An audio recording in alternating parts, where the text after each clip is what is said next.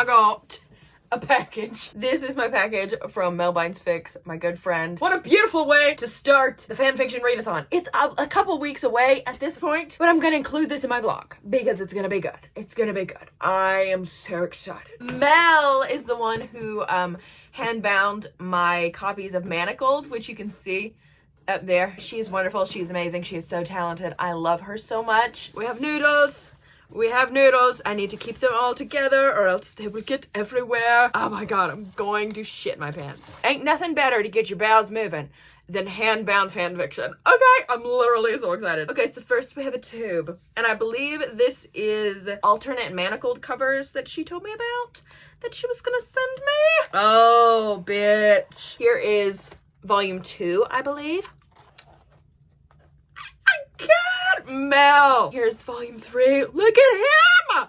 Oh my god, he's delicious. Looking into my soul. The piece de resistance. Okay. Oh my god, the back of contradictions. Melody. Ah, it's dirty. Okay, Contradictions by Ampersand. I read this at some point this year and absolutely loved it. It's a BDSM Dramini. Look at this shit. Oh my god. I don't know if I can hear. Yeah, this is the part that we can't show. Oh my gosh. Melody, my lord. It's like, I don't even know what texture this is. Is this like leather? Is this like leather, Melody? And then we have Safe Word is Devil Snare, which is another BDSM one that I forgot. Like, apparently BDSM and Harry Potter are just like this in my brain. This is a Neville and Hermione, which I didn't think I would like Neville and Hermione, but girl, let me tell you, look how beautiful this is. Oh my gosh, Mel. We got some handy handcuffs. You get what I'm saying? They're hands and they're handy handcuffs, and it's that leather material again. These are probably the most beautiful books I own. I completely forgot that she was sending this because I know we talked about it, Mel, but you know me, if I'm gonna do one thing, it's forget. This is A Court of Mist and Fury from Rhysand's POV by Illyrian Tremors. I haven't read this one yet, but people say it's banging, okay? Look at it! Oh my god! And there's Valaris on the back. Oh my god. Look at it. Look how pretty it is. Oh my gosh. Oh my gosh. She's even got the map in here. She's even got the map of Britain in here. Thank you, Mel. Thank you so much. I can die happy now. I can go into hibernation now. Look how gorgeous. Thank you so much, Mel. These are so beautiful. You are so talented and amazing. I love you so much. I literally cannot thank you enough. You are so talented and so generous and so amazing. And I just, oh my god. I'm gonna go message her right now. Thank you, Mel. I've tried to finagle this so that you cannot see the mess that is my room, but now I look like a floating head. Hi, everyone. Welcome to the Fanfiction Readathon vlog. Welcome. So today is day 1 of the readathon. Obviously, this has already happened for you, but for me, it's day 1, and I'm so excited. Happy day 1, everyone. My TBR is very ambitious. I have no hopes or preconceived ideas of finishing said TBR. I have 7 fics on said TBR, and a couple of them are over 300,000 words. I started with one of those beefy boys first. I just wanted to, okay? And I also started a little bit early, so I'm already about 40% of the way into Remain Nameless. I'm loving it, okay? It's a Dramini fic, and it's kind of like a chance encounter reconnection type of deal. I think it's about 10 years after the war, maybe. And what's different about this one from the other fics that I've read is that in this, we are mainly following Draco's point of view, and I'm really liking that. This is more of a soft, scared, traumatized Draco, and I am loving the vulnerability. I'm loving it. It's so good. And Draco has been going to this Muggle coffee shop every day for the past 4 years. One day, his nightmares that he has every single night wake him up a little bit earlier than normal, and he decides to go ahead and go to the coffee shop. As he's sitting at his regular table, he sees the unexpected walk in. And obviously, it's our girl Hermione. And he decides to come at that time again and again and again until one day he comes in and Hermione is sitting in his favorite spot. His table, she's sitting at his table, and he thinks that she's mocking him. So he kind of goes up to her and confronts her, and she's like, I have no idea what you're talking about. Well, it turns out there's nowhere else for him to sit except for directly across from her. So they kind of form this tenuous everyday coffee get together. It's not even really like a date. And you can see the months go by because every chapter starts with what month in what year it is. So we're following them as this tenuous coffee meeting turns into a kind of tenuous friendship. And it's so beautiful to watch. It's definitely a slow burn. Draco is in therapy. We love a self-aware king. And it's just so lovely because they're kind of tiptoeing around each other because they're just waiting for the other one to run, pretty much. Because Draco feels like he is so unworthy of even being in the same room as Hermione. And Hermione feels like he sees her as still below him, you know? And it is so beautiful to watch that grow and build and build and build until it finally just explodes. I don't know what it is about Draco and Hermione that just gives me this giddy schoolgirl feeling. I just feel like I'm so excited about them. Obviously, with the ways that they've been brought up, there's some differences that we're gonna have to work through. But it's so good. It is so good. And it's so long, but I am loving it. If it keeps going the way it's going, it's definitely going to be one of my favorites of the year. It is so beautiful and amazing, and it's just a beautiful love story. Just so beautiful, full of hope and pain and healing old wounds of the past. It's so good. It's so good. It's so good. It's so good. I'm wanting to finish it maybe tomorrow so that I can move on to something else, but I'm also like, I never want this to end. So like my readathon brain is in a vicious battle with my Hermione brain. Living it. Happy day 1. You know, I never signed up for motherhood. It's day 3 of the readathon. Happy day 3. Mambo's very happy it's day 3. Okay, you need to calm down. You want to hold hands? Okay. Happy day 3 of the readathon. I did not update yesterday because I didn't really have much to say. I was still reading Remain Nameless, and I was still really enjoying it. It took me a little bit longer to read because it is so massive, but I really ended up enjoying it. If you're wanting a softer Draco, this is definitely one that you should check out. Draco he's had like years of therapy. He is more trying to be more emotionally intelligent. He's not toxic that much. Both of them are kind of waiting for the other shoe to drop, so to say. They're both waiting for the other person to say, hey, you know what? Never mind. I'm not really into you like I thought it was. This was a huge mistake, until they actually have the conversation about their feelings. I do have to say it was way too long for a readathon.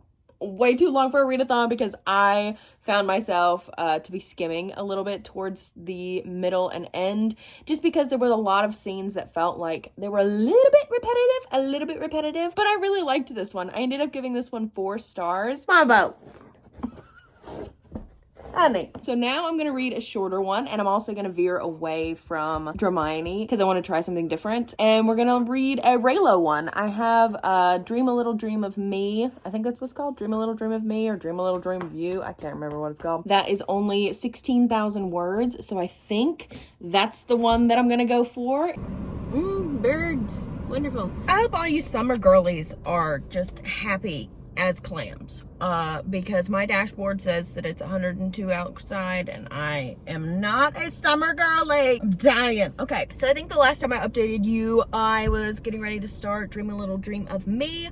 That delicious 16,000 word fic took me a hot 30 minutes to complete. It was like 5 scenes-ish of them just getting it on. The scenes weren't badly written. I enjoyed it. I had a good time. I was thoroughly entertained. Gave it 3 stars. Now I'm already about 70% into Until the Ink Runs Dry, which is a Hermione that is entirely written in letters between Hermione and Draco, as Draco is pretty much having the worst time of his life in Azkaban, and Hermione is working to get her Slytherin classmates out of Azkaban, the ones that were minors when the whole war thing occurred. You're slipping a little bit, baby girl. Lord have mercy, my shit just melted off the dash. Okay, I have one of those things that hold your phone that sit on the dash for directionally challenged people like myself. Anyway, so I'm really enjoying Until the Ink Runs Dry. It's really interesting. It's a different take on Hermione than I've read before, which I haven't read a lot, so that's not hard to say, but it is very interesting because it is written in letters to and from them, and it begins as, you know, Hermione's like, hey Draco, we need to be in correspondence because I am in talks with your solicitor to try and get you out of there. He wants nothing to do with it. They eventually start talking about, you know, the barest of details of what she's trying to do to get him out of prison, and he's like, I don't really want to talk about that. Can we just like talk about something else? Just like give me something to distract me from the situation. And so they start talking about their lives and their memories and just funny things, and Hermione sends him like little presents, and it's just very, very good. It's not as dark as the other Hermiones that I've read. Obviously, we've got a little bit of trauma from the things that have gone on. There's not any spice in this one from what I've seen of the reviews and from what I've read so far.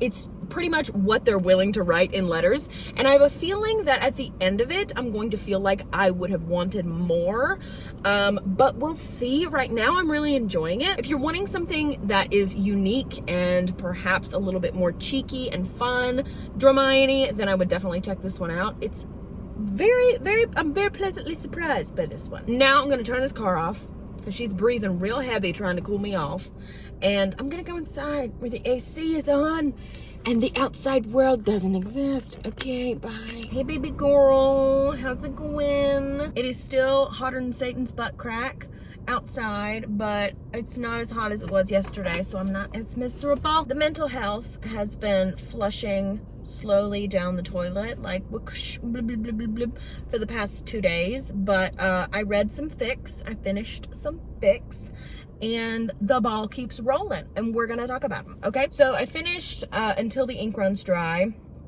last night, and I really ended up liking it. I do have to say that, number one, if you don't like Soft Boy Draco, probably don't pick that one up. This is the only one that I've read where Draco and Hermione seem more like in the new adult category. They're written in a way that's kind of flirty and shy and that type of stuff.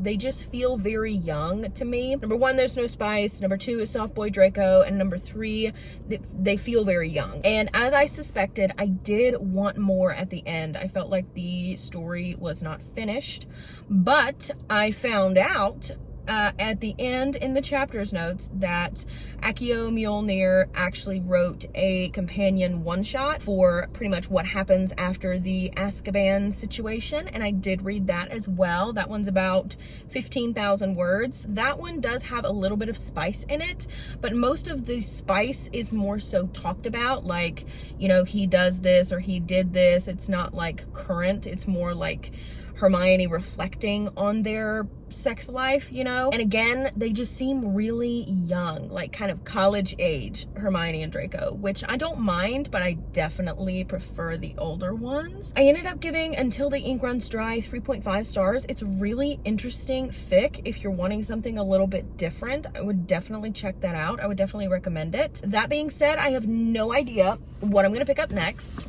I'm gonna look at my TBR and we'll see. This is my reading journal. Reading journals say hi. So I still have the auction, which I don't think is gonna happen because that one is even longer than Remain Nameless, and Remain Nameless took me like 2.5 days. I do have World in My Eyes, which is about 96,000. It's Raylo, which I'm definitely interested in. I have Wait and Hope, which I've heard amazing things about, 95,000 words. And then I have Akamath from Reese's Point of View, which I have physically. Spoiler alert, I read none of those.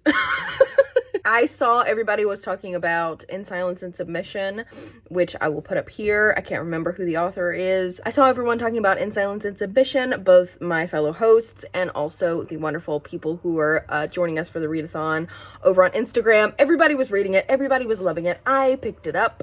It is a BDSM Dramione Friends to Lovers. It's about 70,000 words, and I didn't finish that one until the day after the readathon. Hi, this is 2 days after the readathon has ended. My anxiety has been debilitating, and I have not been able to do anything. I've literally been like in a paralyzed state. Anyways, but I did get my tattoo finished on Sunday, which was the last day of the readathon. We did our wrap up. It was fantastic anyways, and I really liked it. I ended up giving that one 4 stars. This is one of the ones that I didn't think that I would need a Friends to Lovers Dramione. I didn't think that I would need that. I mean, I was totally satisfied with the Enemies to Lovers storyline, but I really loved it. This is also unique in the sense that some of the usual pairings of the side characters were a little bit different in this one. Hermione and Draco already had an established friendship within their friend group, and the friend group was really cool as well. It's like Harry and the gang plus the Slytherins that have all gotten together and they're friends now 10 years after the war. It was really good. Also has a lot to do with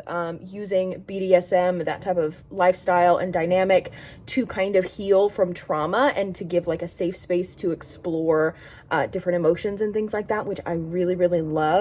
But yeah, I gave that one 4 stars, and it is 2 days after the readathon is over, and I completely forgot that I did not film this clip. So hi, Tuesday Jordan. Hello, how's it going? But I hope you guys enjoyed this video. Let me know down below what is your favorite fan fiction that you have ever read in your life. Let me know down below.